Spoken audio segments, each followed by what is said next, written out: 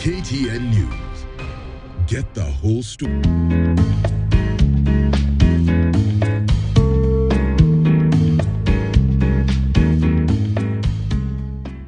Hii wanyama unawaona wote wamemalizwa na kiangazi. Karibu miaka 5 hatujapata mvua. Hatujapata mvua ni sababu ya njaa tu wanakufa hii wanyama hii.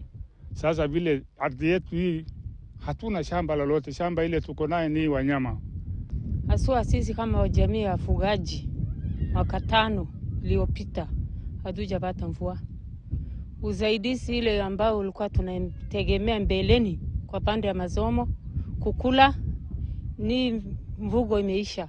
Sisi ni kama tunakaa kama wanyama sahi kwa vile tuko na njaa, tuko na kiu, mali imeisha, wasasi wamekuwa na stress mingi. Nafikiri kwa hivyo tuko tofauti kabisa. Mimi jambo yangu ile mimi naweza kusema ama nasisitiza ama naomba zaidi serikali watuangalie. Parts of Kenya, especially the arid and semi-arid regions, are facing a long dry season, and some of its effects continue to cause destruction to economic investments for many families.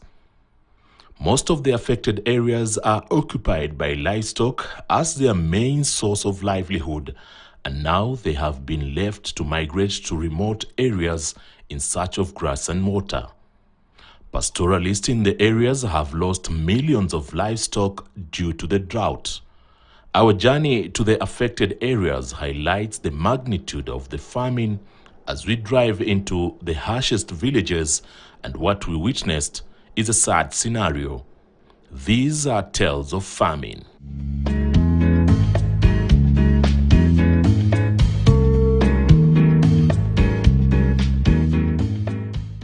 Kenya, and indeed the larger Horn of Africa, is experiencing one of the longest drought spells in history. For 5 years now, most parts of the country have not received adequate rainfall. The situation is especially harsher on people living in the arid and semi-arid lands, most of whom are pastoralists. According to the National Drought Management Authority, NDMA, 23 arid and semi-arid counties are battling drought and its effects. The 9 most affected counties in dire need of food aid are in Kilifi, Mandera, Marsabit, Samburu, Turkana, Wajir, Isiolo, Kitui, and Kajiado. The NDMA has also listed 13 counties in the alert phase. They include Garissa, Lamu, Narok, Tana River, Makueni, Tharaka Nithi, Baringo, Laikipia, Meru, Taita Taveta, West Pokot, and Kwale counties. The drought situation remains critical in 22 of the 23 arid and semi-arid counties following poor rains through October to December, when the short rain season usually appears. On the contrary, the period during which short rains are expected ended up posting poor rainfall across most of the ASALs. The conditions of vegetation in arid and semi-arid counties are weakening, and in other areas even drying up. The situation has especially affected pastoralists who rely on the vegetation for their livestock. This has not only depleted the size of their livestock, but also left them weak and exhausted.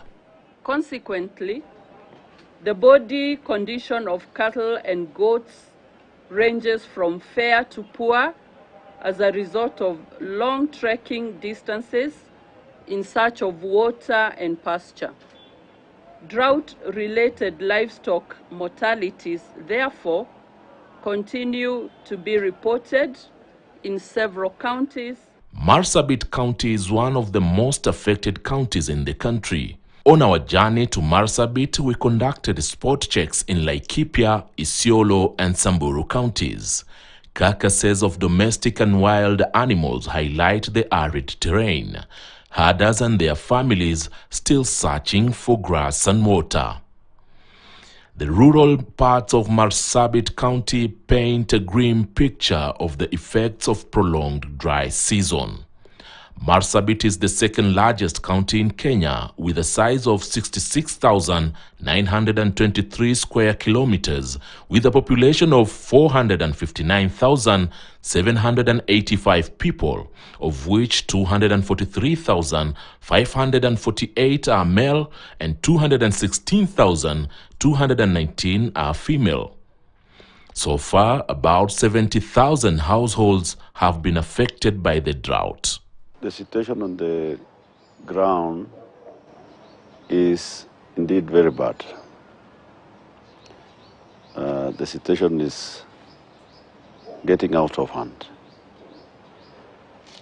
You know, this is a drought which has now lasted for over 5 years, because we've not received rainfall for 5 consecutive seasons. At the Kubikalo village in Sagante Jaldesa ward of Sako constituency in Marsabit, we came across a community gathering under a tree.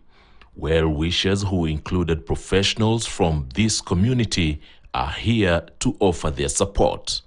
Many households are in distress. They are now staring at starvation. They are surviving on tubers, and they have also lost livestock. The elderly are hardest hit. Too weak to travel in search of food, they are left behind. Well-wishers are their only chance of survival. This old woman explained to the visitors that she had not eaten for the past 4 days. Her kitchen had no signs of food. We were informed that after she lost her livestock due to drought, her only son ran away from home due to shock. Our host explains the losses are taking a mental toll on everyone. Many people are experiencing the peak of drought the last 6 months, but some of our counties like Marsabit and others, generally northern Kenya, for the last 5 years, this has been the situation. At the moment, water is a real crisis. There's a lot of overuse on the boreholes, 24 hours, too many breakdowns, too costly. Water levels have gone down. Some of them have actually, the yield has seriously dropped.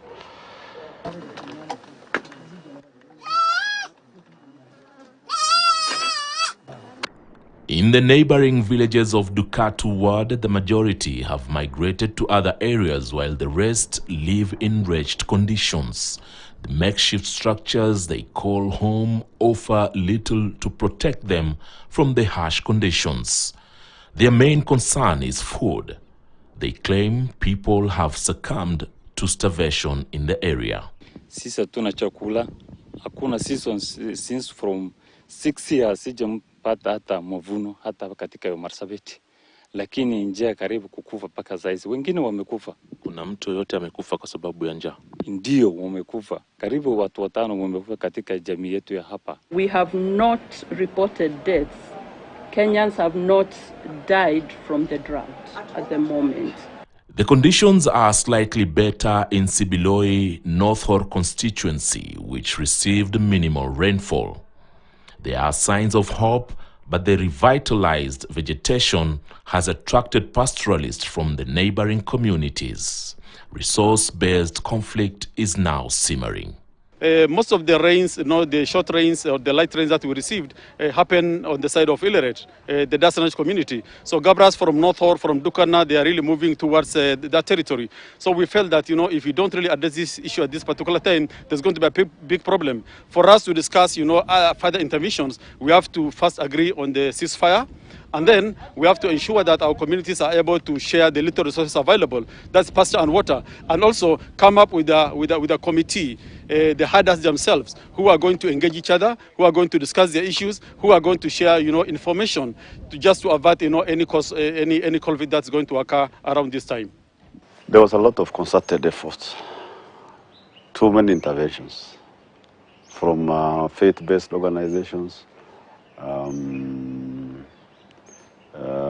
from national government, from other partners. We did so many regular meetings with leadership from across board. Our people just realized it's useless to do that kind of, barbaric thing. And I thank them for realizing that it was the wrong thing to do. It can never be a solution to any problem. And so we've been encouraging and preaching harmonious coexistence. Wario says he has witnessed cases of human deaths due to famine in North Horr region. In North Horr area, we've lost close to 10 people due to hunger and starvation. So basically, it's not an exaggeration, it's a reality on the ground. People have lost their entire livelihood. So what do you expect if rains have not come for the last 4 years? And the next rains, will be in April, where we are already being told that, the next rains will also fail. So basically, the future looks precarious. It's really bleak. And what we are doing at the moment is we are trying to also talk to the non-governmental organizations who are very proactive in providing relief to the people. We're also trying to push the government so that they also scale up their relief intervention. 48 kilometers from Marsabit town, we arrive in the Bubisa area of the vast North Horr constituency. We met a young boy who is not in school after they've reopened for the first term.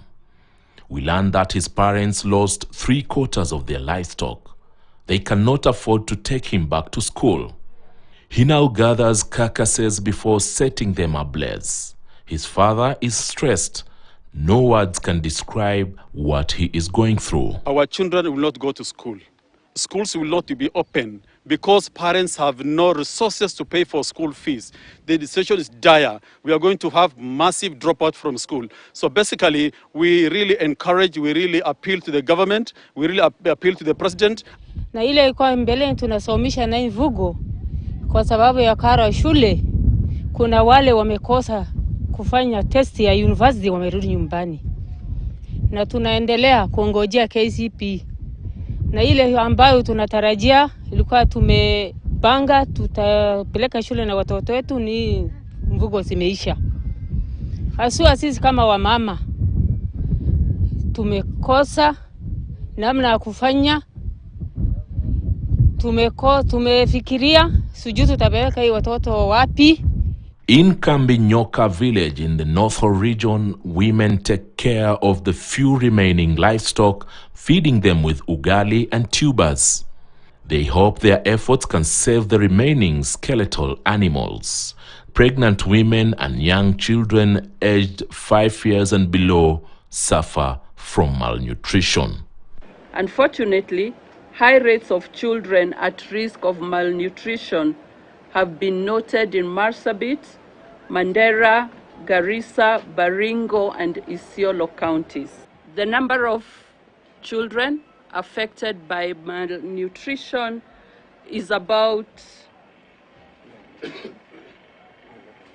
960,000. Those are the ones that interventions are in place. In the neighboring Demo village, families are faced with the same challenges. Here, they are forced to feed the emaciated animals. It is a job left to mothers and young girls in most villages, while young men travel far and wide in search of pasture and water for their slight healthier animals. The county government has shifted its priorities and halted some projects. Saving life is now their only goal. The commercial uptake where the Kenya Meat Commission buy the livestock from the farmers and it is processed, repackaged and given back to the community, mostly schools in the form of corned beef. So the government has done a lot of intervention on livestock uptake. I have directed and as a county, the interventions going forward will be geared towards saving lives, and we will be procuring food items and will be delivering water to homesteads, and therefore it will mean we have to shelve some of the development projects that we had planned. Since 1960 to now, Kenya alone has faced almost 20 droughts. And if you look at the numbers and the time when the drought happened, almost over 45% happened after 2000. Basically, which means that out of 20, 10 drought happened after 2000, which means we are not going back to the old day. The pattern is almost changing. It's looking even more difficult in the future. And that's why I think because of lack of recovery between drought, household, feel pressure, there's no proper, support and, safety net for households. So it's fairly, you can say it's one of the most devastating drought, since we faced in 1984. Guyo Malachi is a policy expert at the International Livestock Research Institute, ILRI, here in Nairobi. He says there's need to flip the coin and change the ASAL regions from livestock dependency, especially during drought season. Marsabit and other arid and semi-arid counties, areas, have little potential for alternative. And this is the reality of the climatic dictates. It's not actually, it's an ecological issue rather than a production issue. So there's no much alternative that we can say today, just flip the coin and people start producing on the other side.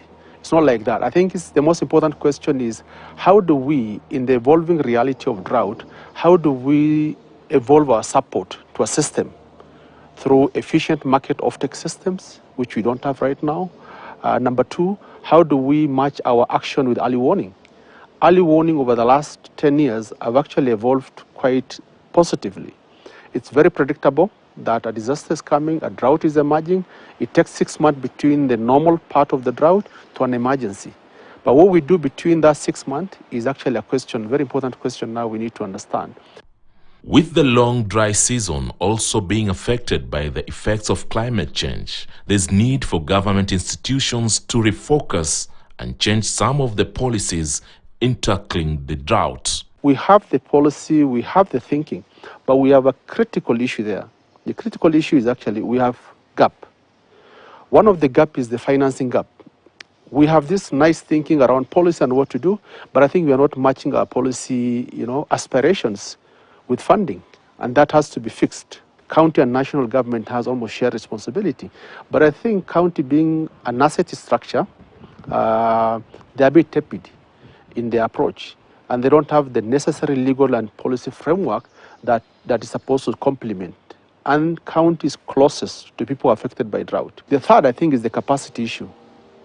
But at the institution that is operationalizing the policy, they have a capacity, whether it's human resource, whether it's financial, they have a different level of capacity issue.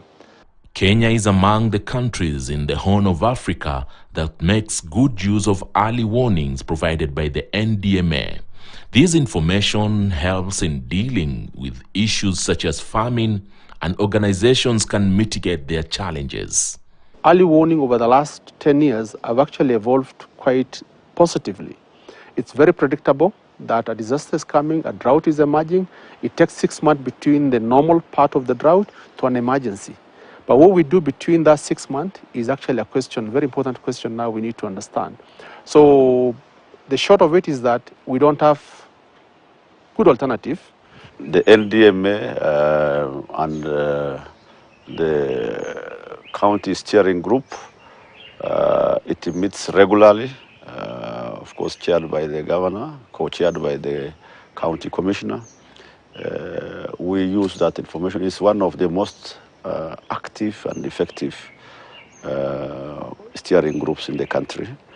You can see from the records for yourself. We use that information. As famine continues to affect humans, different efforts are ongoing to ease the situation, especially from the communities, professionals, non-governmental organizations, county governments, and the national government.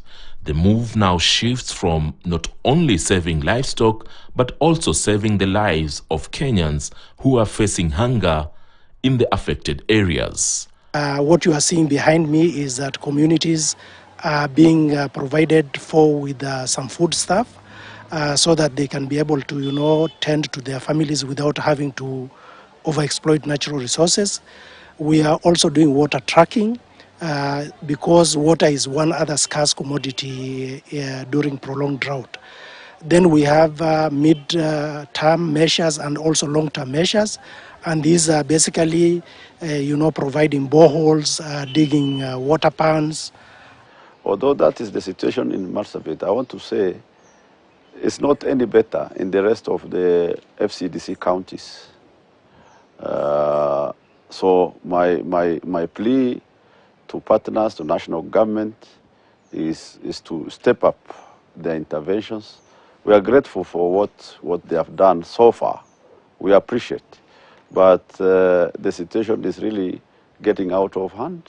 Behind me is the Dadachi Kambi area of Jaldesa Saganta Ward here in Marsabit County, whereby already effects of climate change have hit these villages.